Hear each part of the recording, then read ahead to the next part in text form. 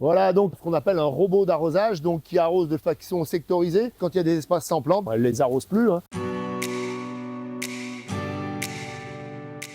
Une machine surtout qui a un très faible débit, tu vois, qui arrose vraiment, qui amène vraiment le strict minimum en eau. L'eau en excès, elle est réabsorbée par la bâche, c'est une bâche spéciale qui réabsorbe l'eau.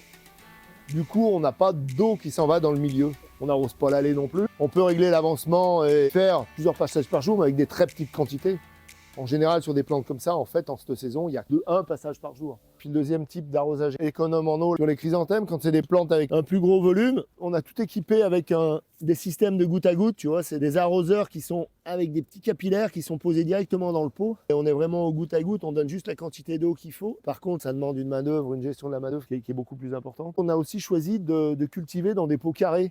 Et quand il y a des pots carrés, il n'y a pas de place qui est perdue entre chaque pot. Et du coup, l'eau qui tombe sur des trucs comme ça, parce que c'est des plantes quand même qui n'ont pas une très forte valeur ajoutée. Là, on est de l'ordre de quelques centimes d'euros, un demi-euro en général. En les disposant comme ça, elles sont plus serrées, mais aussi on n'a pas de déperdition d'eau.